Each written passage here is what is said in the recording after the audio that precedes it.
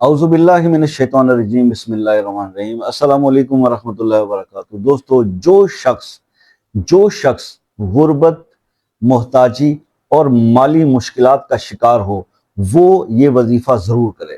ایسا عمل آپ کے ساتھ میں شیئر کروں گا آج۔ دیکھیے، میں نے ہمیشہ پہلے سے بھی بولا کہ دیکھیے، جس عمل میں، جس ذکر میں، جس وظیفے کے اندر اسم یا وہابو جو ہے وہ اس کا آتا ہے تو وہ میرا فیوریٹ ہو جاتا ہے۔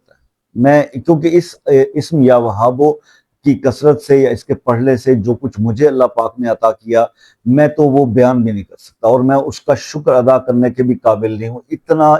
جتنا میں اپنی زندگی میں اگر صبح و شام کنٹینیوسلی بھی جو باقی دن بچے ہیں اس پہ بھی شکر ادا کرتا رہوں، نہیں کر سکتا۔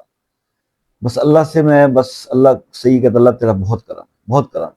اسم یا وہابو کا اتنا بڑا ہے نا، اس کا وزن ہے، اس کی جو افادیت ہے، میں آپ کو رزق کے معاملات کے اندر بتا رہا ہوں۔ اور جب بھی اس کو دوسرے ناموں کے ساتھ جوڑ کے بھی ذکر یا وظیفہ کوئی بھی بتایا جاتا ہے اس میں بھی ویسے ہی اثر آتا ہے۔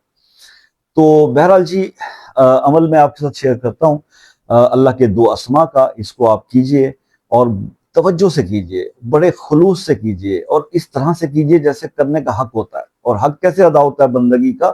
جب خالق کی کبریائی کو تسلیم کیا جائے اور یہ دل سے مان کے اور سرنڈر کرے اور اپنے آپ کو اللہ کے سامنے پیش کر دے، اللہ میں ہار گیا، اللہ میری برداشت سے کام باہر ہو گیا، اللہ پاک مجھ پہ کرم فرما دے، سرنڈر کر دیں۔ اور پھر جو بھی مشکل ہم سے ہو گئی غلطیاں، کوتاہیاں، اللہ سے توبہ مانگ کے، معافی طلب کر کے، اور پھر یہ صرف زبانی معافی نہیں بلکہ دل میں سوچے کہ یار اس عمل کو پھر نہیں کرنا کہ جس سے میں اپنے رب کو ناراض کر بیٹھا، وہ عمل پھر نہیں کرنا۔ اور پھر یہ بھی ذہن میں ایک تہیہ کر لیں کہ جب اللہ میرے رزق کو بڑھا دے گا تو میں اس کو دوسروں کے ساتھ بانٹ کے، اس کو شیئر کر کے، اپنے دسترخوان کو وسیع کر کے جو ہے وہ میں چلوں گا۔ کیونکہ آپ کو میں نے پہلے بھی بتایا تھا کہ مولا کائنات فرماتے ہیں، حضرت علی علیہ السلام کا فرمان ہے کہ رزق لوگ محنت میں تلاش کرتے ہیں، رزق سخاوت میں چھپا ہوا ہے۔ تو اس کو آپ تھوڑا سا سمجھ لیجئے۔ پھر آپ نے کرنا صرف یہ ہے کہ اپنی 5 وقت کی نمازوں کی پابندی کے ساتھ آپ نے صبح فجر کی نماز کے بعد کیا کرنا ہے؟ اللہ کے دو اسما، یا رزاقو یا وہابو، اول آخر 3 بار درود شریف، درود ابراہیمی آپ نے 313 بار فجر کی نماز کے بعد، یہ اسما جو ہے ان کا ذکر کرنا ہے 313 بار، اور 313 بار ہی آپ نے عشاء کے بعد کرنا ہے اول آخر 3 بار درود شریف۔